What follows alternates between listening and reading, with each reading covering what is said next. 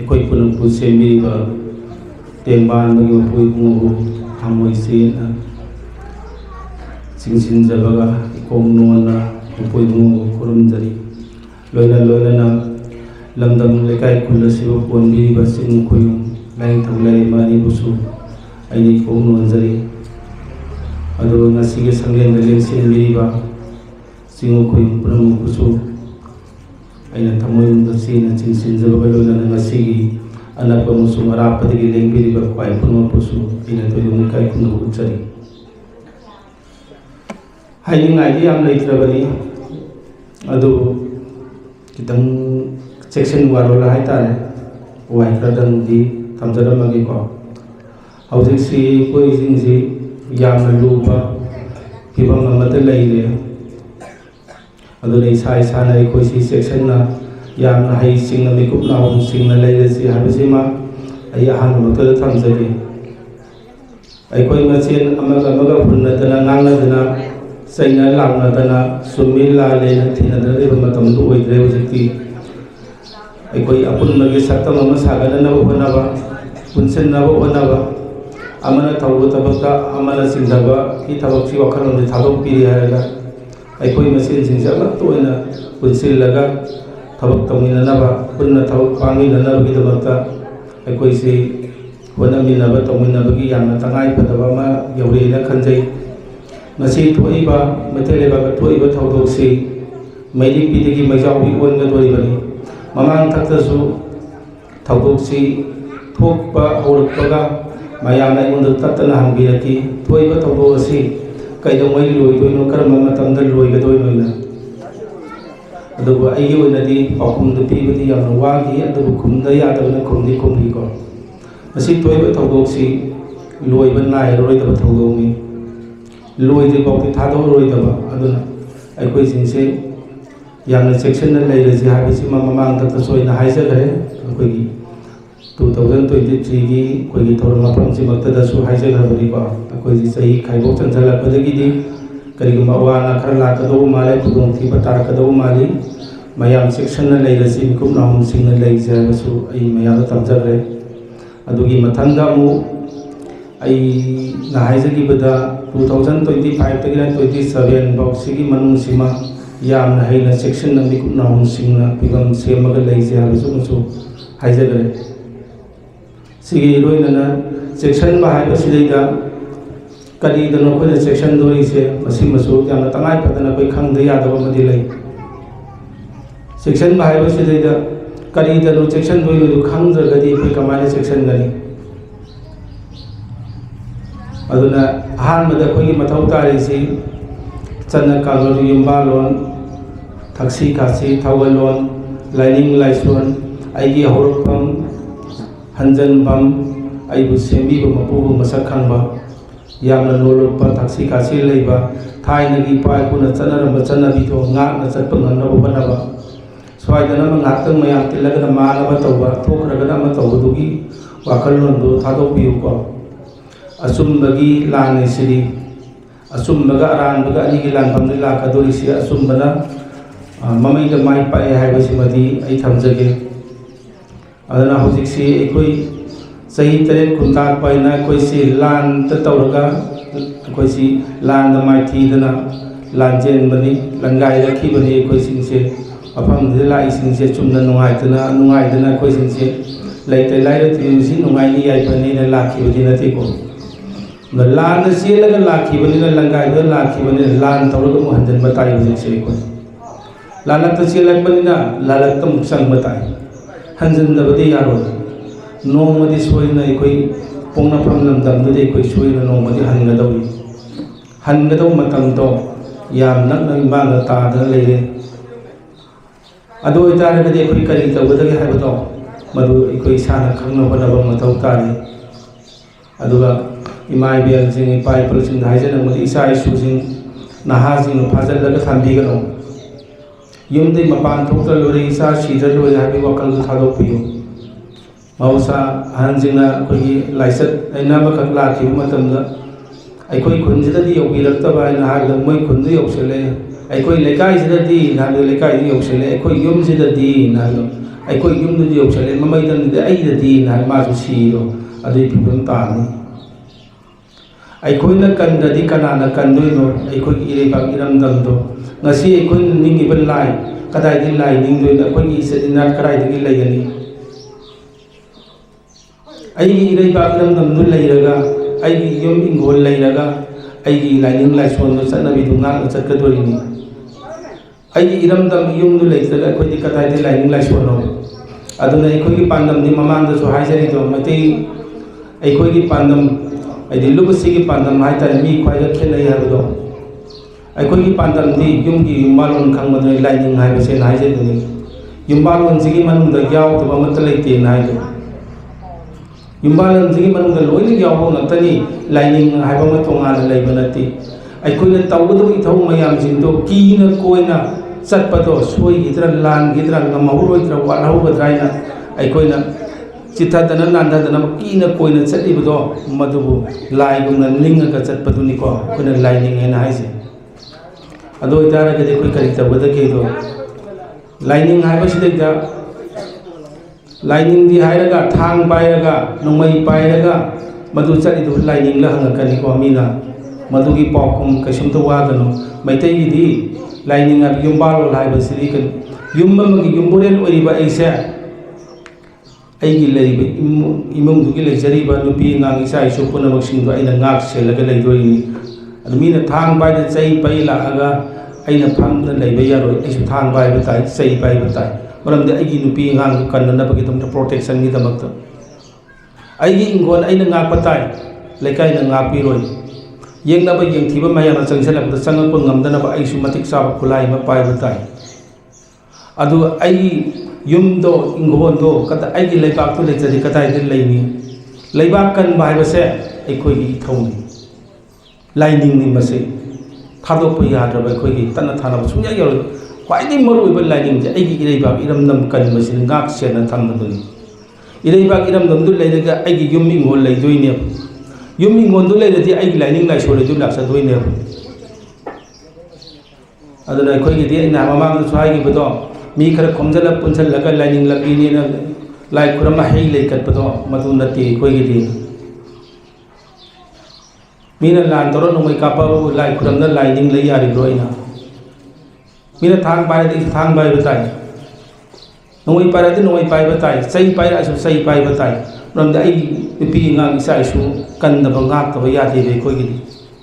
मसिने अइखोइगी मरुइबा पांदमदि अइखोइगी लाइनिंगदि अदु नुपी मोइरगसु नुपी मगे थौना मागी मपुरोदु लेत्रगस नुपी दु युम पुबा ngaakप ngamnanabagi मदुगी थौनादु लेब ताई मसा मसु मयामजिंगदो सोइद ngamdanabagidamakta अदु नुपी मसु नुपी मगे थौदांग नुपासु नुपागी थौदांग अहन्ना ngambana अहनगी थौदांग पुबा नहाना ngambana नहागी थौदांग पुबा अदुना मसाना खंगना खंगना अइ इसा इसागी थौदांग अइना तौगदबसि करिनो हाबसे मुन्ना खंगगा थबकसिंदु अइखोइ मयाम पुन्ना मतोइना तौगिनब अदुगा सी कल्लब मतुंगदनिको लाइनिंग लाइसोन अदु ताना लाकदोइसिंगसे सी कन्जगदि करिंत लैरोइबो खोइसे अदुगा अमखंगना इना हाइजनिंगबदि अइखोइसिंगसि हौजिसु मैतै लेबाक थुंगनरि अवाना मयाम तारि मिसि मिना मयाम अमा थुइ करिगिदमक्ता इरैबाक इरमदमगिदमक्तनि अदु अइखोइसि सिरगा इमा लेबाक कनबा इरमदम इरैबाक कनबदु नते अइगी पामबदि अइने इ कथो थवाइ थादो इरैबाक इरमदम कलमगा अइखोइ निपाग लुइ सिरगा नुपि अंगांगसिंगदो मसा मसुसिंगदो कप लाउदन लेहोबदो मदुदि अइ पामजदि अदुदि अइ हिंगदबा यादे अइखोइ हिंगदबा यादे इरैबाक इरमदमसु कनदबा यादे नुपि अंगांगसु कनदबा यादे सिनि अइखोइ सिबा यादे अइखोइ सिरगा निंखा तबा फंगौरगा करिनो अइखोइना कानाव फंगदोइसिबो करिनो बखोइना कानाव फंगदोइसे अइखोइ लेत्रगा निंखा तबा फंगौरगा लेबाकतो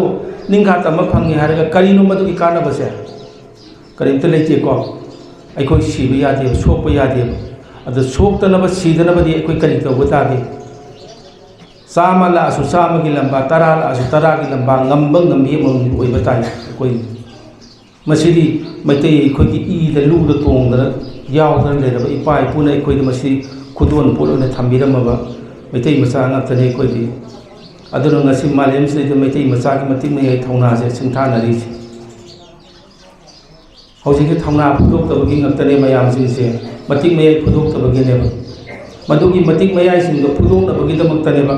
ai koina marak tamaya da mito ke lining law ro dik anam maha su sal legi ba mayam sing do wasak tan warik na ki mayam sing do madu handur isi koi matik mayai thok na bagi damaktane aruba lan pamta aruba tar ko matam da mi ki ko ka mana roi aduna ai koi da anam maha su ba mayam do ko thok sam thok sing thok ra ga di maitai I du ai koi ki ase ma taru ta sing na le ga ni amot padu le ro amot padu sing thok ko khaktani ko aduna ai koi mai bel se punna mang sing si marung pang halaman pai punna mang su wakal ka biro sikti ingda da taptha da e khan gi ke na haiba matam do le rak tra ne khali ko aduna ai koi sing si lan tawra thola khibani na lan tawra ka muk sang ga dori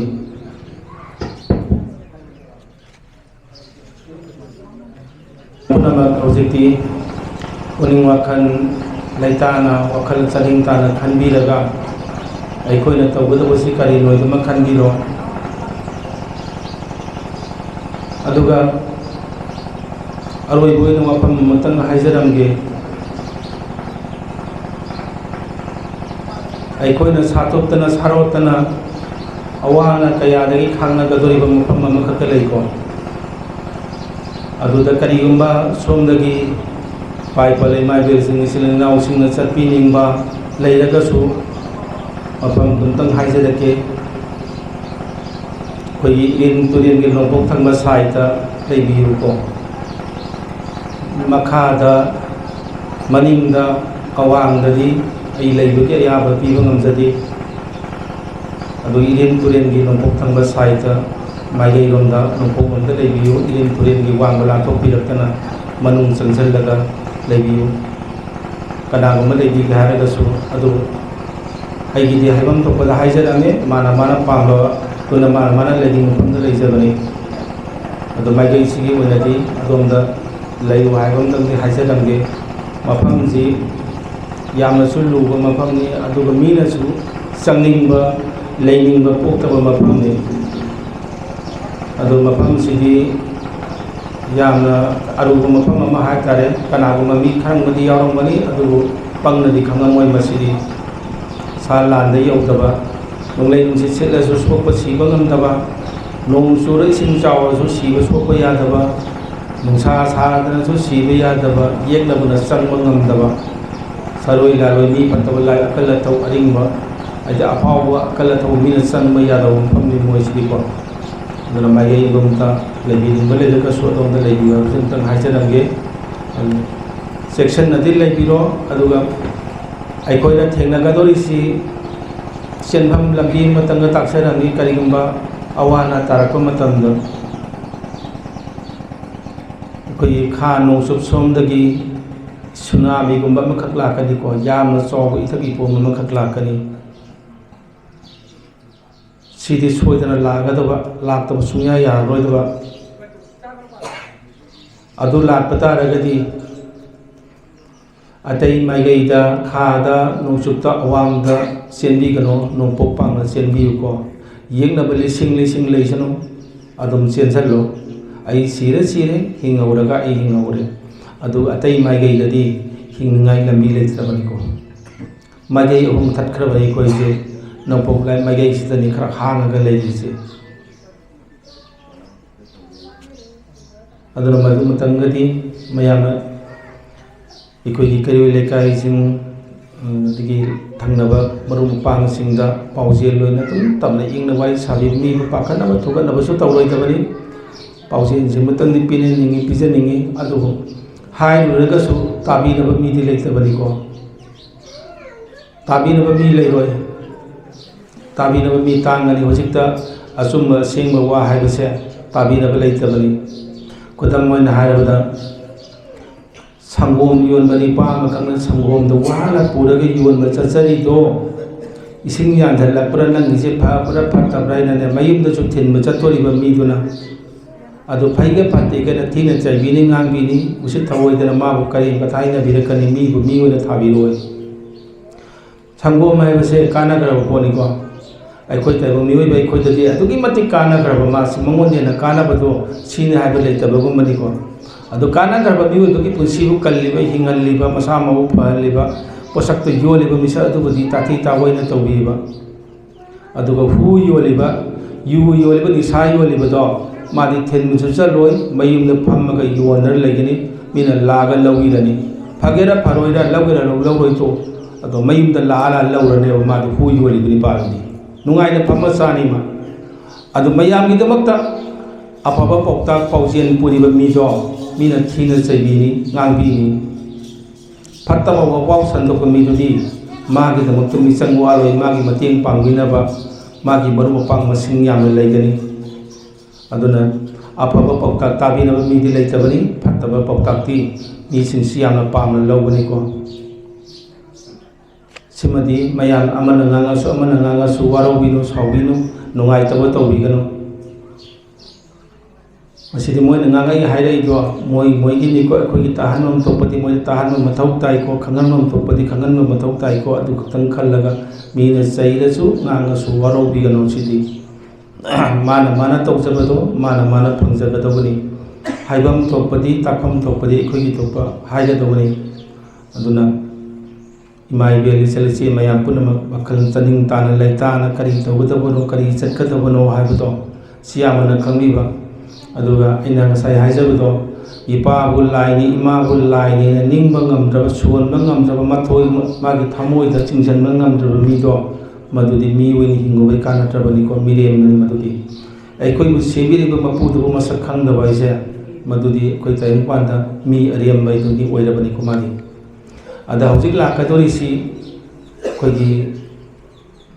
मीगी मरोन दायगा धर्म हाय तारिको धर्म की लाने लाकदोरिसी नपक नपक तानरकदोरिसी अदु कनाना मापा कनाना माई पापा कनाना माई थीबा हाइबदुदी अखोइ पुनमगु सेंबिरिबा मपु माना लेपकदबनी अखोइगी होनबम तोपदि होनदबदि यादे अदु मयाम पुनमक यामना वखल चनिंग ताना लैताना लेबिरो हौजिकती करी तौबा याबा हाइबदो अखोइदि ngasi चारगा ngasi थागा हयेंगी खन्नब मी ngक्तने लेरिसिंगसिदि आई खर सुनो मचानी युम मसा मसानी गारी मचा म तोंगनी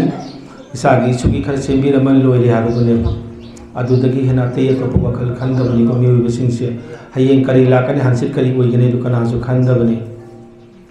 अदुना मसिदि अखंगमना कपकनी अहिबना वागनी सिमदि दुम मयेंग तादा लेरबनी को अदुन मयाम पुनमक पुनिंग वखल सेक्शन लेताना लेबिरो हजिकती करी तौगदबनो हाइबदो इसा इसाना फिरेप लौबिरो अन इसा इसु फाजन बिरनु नहाजिंग थादोक पिरो मोय निसा चारसु यु थौसु हाबती मसा मउ फलो ममानब मरु पांग तिनालो नहा मसेन पुलहल्लो अफब लंबीद लमजिंब यानबगिदमक्ता अदुमाइना पुलगदि निसा साबा यारोय यु थकपा यारोय थक्सी खासी कायरप यारोय अदुना नुपी मचा सुंगारे नुपा मचा सुंगारे माई मई मतिंग थोप मथौ अमम तौननबा होनबसे अखोइगि तंगाई फदबनिको